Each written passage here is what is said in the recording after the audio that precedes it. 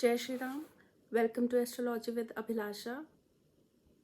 Today I am going to make a video on the importance of conch, which is called Shankh in Hindi, and how it can energize the sign of Cancer, the planet Moon, and the fourth house in your horoscope, and why it is important to energize the Cancer sign, the fourth house, and the Moon in your chart.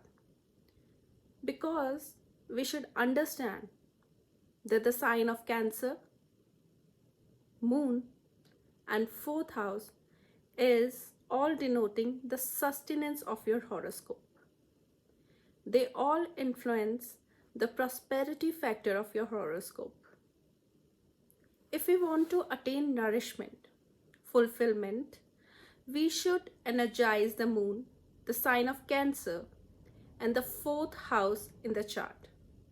The easiest way to do that is to become more receptive, as that is the core essence of feminine sign of Cancer, the fourth house and Moon in totality.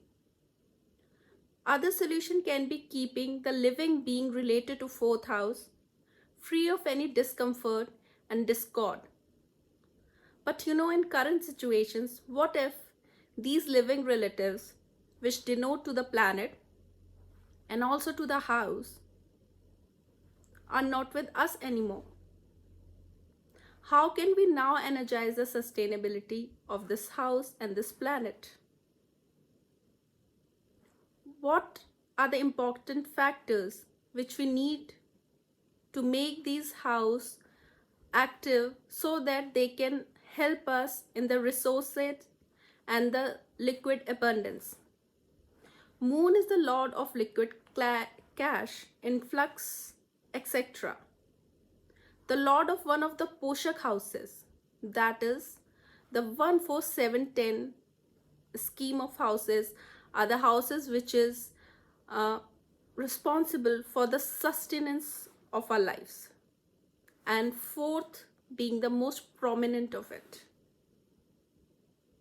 Now, as you understand, the fourth house where the Moon and the Venus also get Digbali, how important is this house or the Rashi of Cancer is to provide us sustenance, to provide us luxury, comfort, and nourishment also. Now, as a solution of an afflicted Cancer sign or an afflicted Moon or an afflicted fourth house, people would suggest us to wear the gem of pearl or bathe with a mixture of milk and what all not, to keep a silver utensil filled with water and to drink it after keeping for some time. But how much are these remedies potent? In my practical experience, the most potent remedy for the fourth house, Cancer and Moon, is the remedy which actually occupies the space you are living in. Just like our physical presence fills up a space, a physical presence of something also energizes and emits energy rays. Here I would like to tell you and introduce the remedy which we can do by placing conch or the shankh in the direction of wherever Moon is placed in a chart, or the direction of the fourth house, which is the north, or wherever the Rashi of Cancer falls in your chart, taking the direction according to that. Blowing the conch energizes the house with its vibration, passing water through it and sprinkling it around your house, or drinking it to remove the negativity and negative thoughts from the mind. We can also worship it as a symbol of sustenance and potion. Now, what is the spiritual importance of shankh or conch? Shankh is the abode of goddess Lakshmi, the goddess of wealth and the consort of Lord Vishnu. According to our ancient scriptures, that is Purana, the Shankh was originated during the churning of the ocean. And as we know, the moon also came out during the churning of the ocean along with Lakshmi. So the conch, the moon, and the Lakshmi are the denoter of wealth, the contributor of sustenance in a life. Along these things, deities, Lord Vishnu held it in the form of weapon in his hand. As per holy verse, which is regularly chanted during the puja ritual, it is mentioned that the command of Lord Vishnu, the deity moon, sun, and Varun stationed at the base of the Shankh, the deity Prajapati on its surface, and all the places of pilgrimage like Ganga and Saraswati in its front portion. It has been mentioned in Varaha Puran that one should not open the door of the temple without blowing the Shankh. And now, apart from the religious factor, blowing of conch is a great exercise for the urinary tract, the bladder, lower abdomen, diaphragm, chest, neck muscle, etc. It also exercises your lung muscle, improve their aerial capacity. Conch blowing also exercises your thyroid gland and vocal cords. It helps correcting any speech problem also. Your face muscles, etc. are also automatically used while doing this. Now, I have told you that placing the conch or the shankh in the direction of the Rashi Cancer according to your chart, or the placement of the moon according to your chart, can bring about sustenance, nourishment, and prosperity in your life, Lakshmi in your life. How is it so? Now, in astrology, Cancer, the conch, the shankh, comes under the sign Cancer. Like different articles come under the different signs and rashis, conch as an article come under Cancer. Cancer is lorded by moon. And moon, as we all know, is the queen of planetary hierarchy. Moon is very mysterious and highly, enigmatic.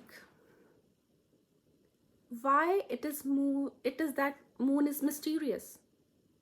Let's understand in detail about the planet moon, the Rashi, Cancer, and the fourth house as well. The symbolic representation of the planet and references to it, generally elusive confusion, persist against the total enigma of moon. There is a utter confusion regarding the gender of the moon. Moon is worshipped as a male deity, but functionally it is represented as the female generative principle. Moon is also receptive, just like the female energy. We can consider the moon as the cosmic mother. The universal womb is related to the fourth house of the chart.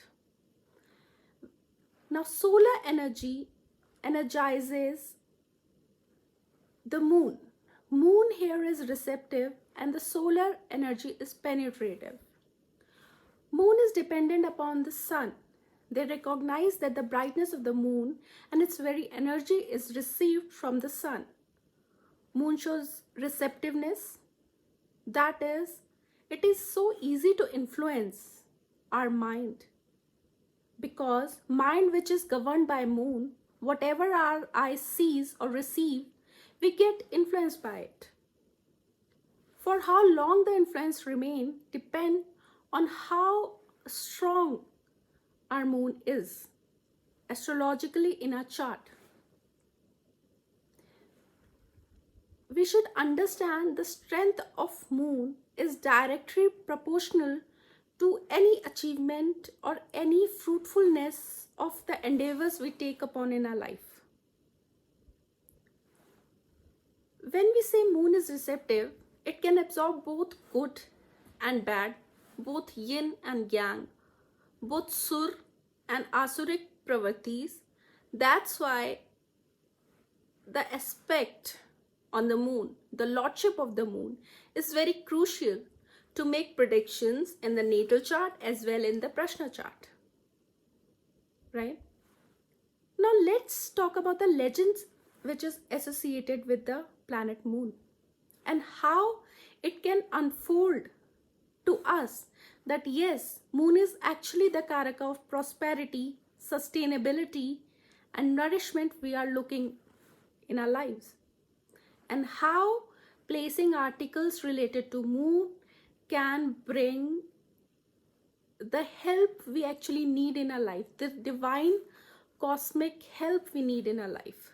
How can we open our minds, our home, our atmosphere, and receive the energy we need to prosper in life? So let's talk about the legends around the moon. One legend makes Soma, or the moon, the son of the Vedic sage Atri and Mata Anasuya. Atri is one of the 7 Vedic seers on whom the balance of the universe is dependent. So here Moons derives the balancing art from his father. Now Anusurya is the epitome of being chaste and pure. Another legends make the moon a child of dharma and the righteousness. In some other legend, the moon father is said to be Prabhakar. Now here there is a confusion. Prabhakar can also mean the sun, fire, ocean, or even Lord Shiva. Now it is also said that moon gave birth to Buddha, that is Mercury, right? Which further takes us to the different paradigm of materialistic world. Mercury is the another component which is required for a financial stability, the clarity of mind, which is the son of moon itself. The moon is the progenitor of the lunar dynasty of kings. As the solar energy, the sun is the progenitor of the solar dynasty. From here comes the Suryavanshi and the Chandravanshi clans. The difference between the two dynasties must be understood to understand what we receive from these two energies. The one solar, which is penetrative, which is giving; the other lunar, which is receptive and receiving. Solar kings are all about being righteous, wise, courageous. They're invincible and strictly adhering to their promises. The most prominent thing in a Suryavanshi clan or a solar clan is they can die for their promise, which we have seen through the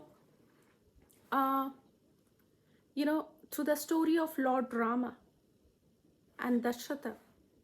Dasharatha, just to keep his promise to the one of his wife, sent his most loved son to Vanvas, to the exile, instead of throning or crowning him.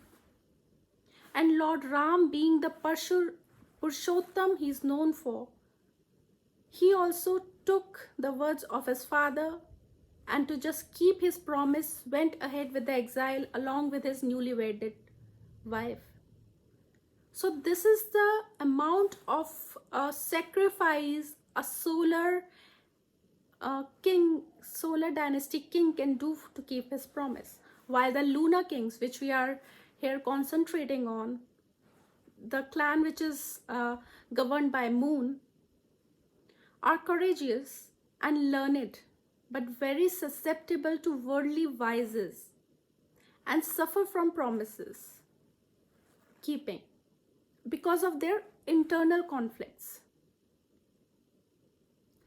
So internal conflicts here can be described as being of imbalanced mind which is always in duality. So mind is the source which we need to control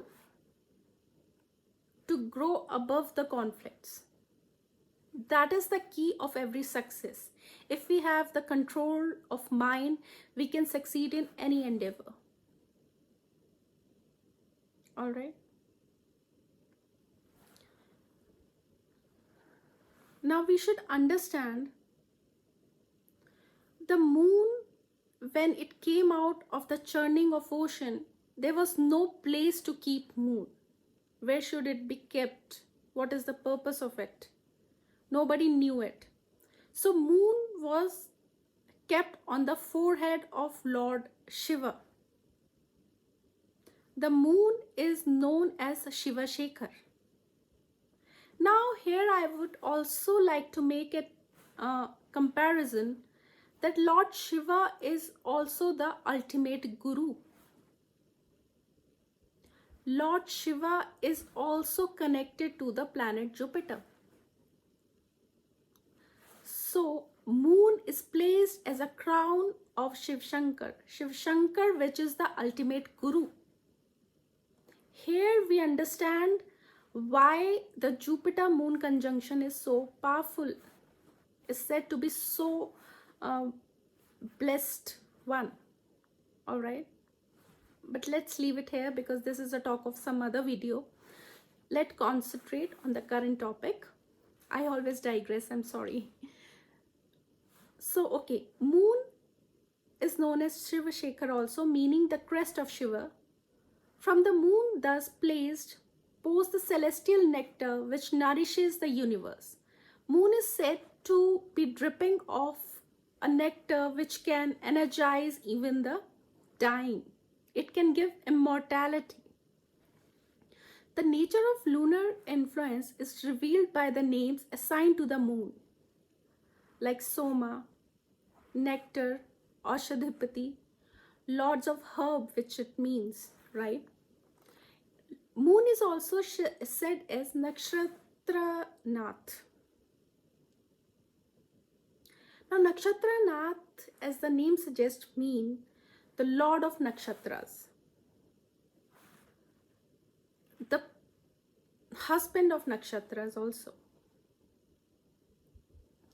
We all know the story that how moon got punished by Prajapati Daksha because he married 27 daughters out of 60, 27 daughters to moon. And he was biased towards one, which is Rohini, again, who is connected to prosperity and abundance because it falls in the sign of Taurus. Rohini, the nakshatra, falls in the sign of Taurus. Taurus itself is the sign of your assets which you receive without earning. All right. So now here again, moon is connected to prosperity. Rig Veda also regards moon as the inspirer of all auspicious activities and the bestower of all desirable qualities.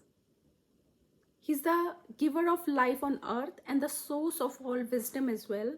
Because of the special power enjoyed by the moon over the subtle forces of nature, he has gained a special status of in spirituality also. If you can control your mind, you can go to places in spirituality because it's all about the controlling of senses. Now, when we talk about controlling of senses, we can understand this, that why does moon govern the senses? From what we can conclude this? Now, let's take the symbology, the picture of moon. Now, in Puranic mythology, which refers to the moon as seated in a chariot having 3 wheels and drawn by 10 white horses, 5 on the right and 5 on the left. This is the depiction of moon. How it implies, how can we break down this symbology? The implication of this symbology are the same as those with the wheel of the chariot of the sun and the 3 naves and the 5 spokes. Now the 10 horses divided into 2 groups of 5 and the 3 wheels of the moon's chariot reiterate the importance of the 5 senses of and 5 organs of action. We should understand that there are 5 sensories and 5 organs of action. They are all ready to draw soma, the consciousness, wherever it wants to go. Now these horses, which is divided into 5 groups, are drawing moon into the direction they desire. Like, this simply means that the mind is taking your consciousness to some other field and your body is doing something else. Like, sometimes it happens with us that we are doing an action and our mind, our conscious is constantly warning us that this might not be right. This might not be the right thing to do. This is not how it should be done. But we are so driven from our bodily senses that we go ahead and do it. That is where the duality comes, and that is where the element of the attribute of sattva, rajas and tamas comes. So we should understand that bringing these 2 forces, the sensory organ and the organ of action, can only energizes the moon. All right, and this can be done by practicing the blowing of conch. It can also be like a form of meditation. As long as 3 organs are pulling the chariot in different directions, there will be turbulence and disturbance in the proper functioning of human being. When these horses are well coordinated and being marching in unison, the movement of the chariot will be swift and will be well directed also. The moon seated in the chariot is the individual soul. Moon depicts ourselves, the jiva over here. Jiva is crystallized so as it to involve itself in the evolutionary cycle where it assumes several incarnations before attaining final freedom. Our every birth on this planet is a step further to attaining the freedom, the salvation. And we are here on this plane, like we are here on this loka. There are several lokas, and we are on the earthy plane just to learn how to control our mind, because in other planes we read that there is no option of thinking and then doing. You'll think it and it'll happen. That's why we are on this plane, to channelize and control our mind in a way that we know beforehand the consequences of what we are doing. Unless the mind has a clear perception of the goal, it cannot effectively control and direct the horses, which are symbolic. This story emphasizes the helplessness of mind in making any progress unless the sensory and the motory organs are disciplined and well coordinated. The direction of this journey must come from a source higher than the moon. It has to come from the sun or the self. Now the self should ride the mind and not the other way around. That is what is depicted here, in whose radiance mind shines. The radiance of the self, the soul, is so wide that it can overpower your mind and make it illuminate. this is how we have to tame the energy of moon and let it work for our benefit. Now let's understand few things about the sign of Cancer, and then I shall conclude this video. Cancer is ruled by moon. Moon relates the human psyche to mind, intelligence, the flight of imagination, the radiation from the moon is what sustains the earth. This sustenance is provided to physical, psychic level also. The moon has the power to induce development of spiritual faculties. We have seen that the most spiritual people are Cancerian sometimes, because they have the power of absorbing and emitting also, because moon absorbs the light of sun and emit it also. So that is what is necessary for spiritual progress, to absorb and emit the same thing, which is the higher resonations in life. Cancer is symbolized by crab. Now this is very interesting. This analogy is very interesting, which I'm going to describe now. That when we look at the crab, it is a 10-footed insect, which is very insignificant.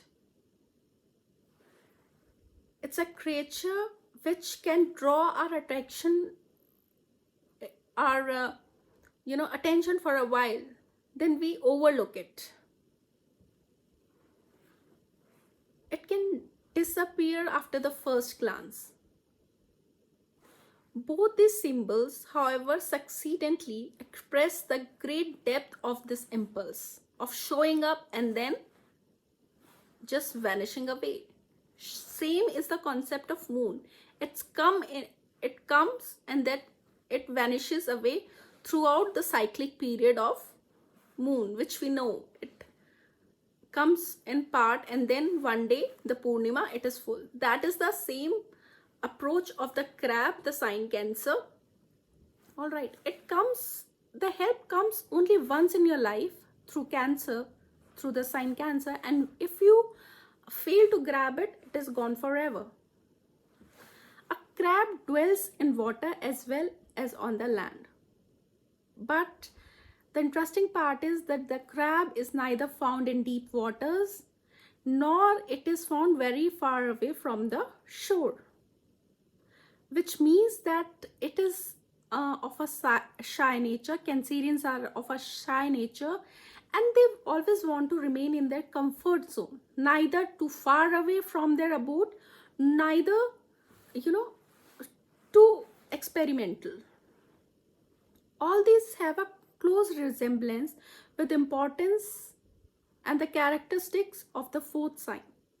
The 10 legs stand for the 10 senses again, just like the 10 horses which were being driven, which were driving the moon.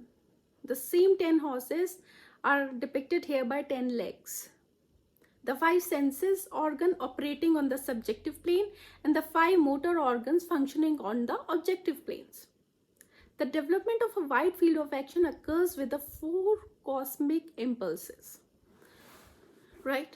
The life on earth corresponds to the physical level of the individual, and the watery condition of the crab life responds or correspond to the emotional and psychic subjective aspects. Human beings, while functioning on this plane, do not move very far away to explore. Like I have seen people who are very afraid to explore their emotional range. So they can never understand. People are always afraid to fall in love, to be close to somebody, because they are afraid of being hurt. In this sense, we are just hindering ourselves and our mind to let it experience the unknown. We should never be scared to experience the unknown, just to energize the sign of Cancer, our moon, and a fourth house. Unless and until we go up and grab the opportunity, we do not know what lies ahead of it. So the sign, if given the correct vibration, influences us to take risk and achieve the unimaginable. In occult, Cancer, the sign, stands for perfection. It also points to the fact that perfection is the inherent nature of all things. It is the inborn quality of perfection that assures the success. Cancer is the fourth house. The natural characteristic of the fourth house is happiness in general, assured comfort, intuitive understanding, finer forces of nature. Moon and Venus are Digbali in this house. Sacred wisdom is revealed here. Popularity, accomplishment, everyday mass interaction comes from this house. In spite of materialistic abundance, remaining unattached to the possession is also the innate nature of Cancer. This also can be seen from the creature which depicts about this sign Cancer, that is the crab. It is said that whenever the outer shell of the crab outgrows him, he leaves that shell and moves on. So this also tells us the true nature of Cancerians, that once they think that they have outgrown their organization, or they do not have any important status in the organization they are working at, they just move on. They just leave the organization and move on to create their own niche. And that is the point where they shine. All right. Now, what was the purpose of me that I explained you so much about all the three aspects? That is to let you understand that how important it is to see the sign of Cancer. Where does it fall in our charts? Where does Moon sits in our chart? Because Moon as a planet is a planet which nourishes you whenever you need. So whenever in the point of dilemma, whenever in some tricky situation we fall in, we always look support from the house where Moon is placed. This is very important to understand. So suppose you are a person who have Moon in the 9th house. So whenever you fall into a tricky situation, where do you fall back to? Moon is the placement of Moon is the place where you fall back in the time of crisis. So a person who have Moon in the 9th will fall back to spiritualism, to knowledge, to gurus, to father figures, father. If a person has Moon in the 6th house, he would evoke energies from being, live in competition, thriving in competitive atmosphere. That is the placement of Moon in 6th house. If you have to re-energize a person who has Moon in 6th house, just push him towards competition, any sort of. He will revive himself or herself. All right. So that is how we can take through this. And now regarding the placement of the Shankh to energize all these factors in your life, the factor of nourishment in your life, I would suggest you the directions. So if Moon is placed in your 1st house, place this conch, the Shankh, in the eastern direction of your house, or the temple or the altar, whichever place. If the Moon is in the 2nd or the 3rd house, place this Shankh in the northeast direction. If it is in the 4th house, place in the north direction. If in the 5th and the 6th house, place the conch in the northwest direction. If Moon falls in the 7th house, place it in the western direction. If moon falls in the 8th and 9th house, place the conch in the southwest direction. Now coming to the 10th, you should place in the south direction. Coming to the 11th and 12th, if you have moon in 11th house or 12th house, you should place it in the southeast direction. Now same can go for if the sign of Cancer falls in these houses in your chart. The same thing, same direction can be taken. Or if you do not want to touch the energies of moon and just want to energize your 4th house, the comfort and luxuries in your life, place the shank in the north direction of your house or temple. And do not forget to learn how to blow it. Use it in your daily life. It is very important to understand how beautifully these things works, which were always there in an Indian household but is currently vanishing, and we are losing at the importance of it. I hope I could convince you and let you reel in the pleasure of using this simple technique, and I'm sure that this will bring newer opportunities so that you can sail through life in prosperity and great times. That is all for today. I also wanted to add a technique to see through the placement of moon and the Ashtak Varga, the happiness and bliss of marriage. Though this video is going way too long, but this just came into my mind that how important moon is. So let me give you this technique, which is very simple and very short and very accurate. Mind it, it's too accurate. I've checked it on several charts, that how to check marital bliss and the sustainability of marriage or a good happy married life through moon and Ashtaka. So see in which house your moon is placed, which Rashi your moon is placed, which house your moon is placed, and check the corresponding Sarvashtak Varga. If the points given to the house where moon is placed is more than 30, then your married life will be very good. If it is less than 30, then you can face some problems.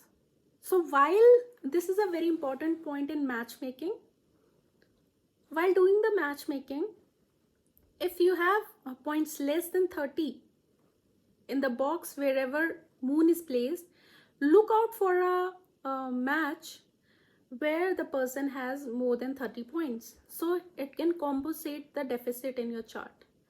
But if in case you already have 30 or more than 30 points in the house where moon is placed in your chart, you're very lucky, and marriage would be very good for you. And this should also be seen in matching of chart, that both the chart should have more than 30 points in the house where moon is placed for a blissful married life.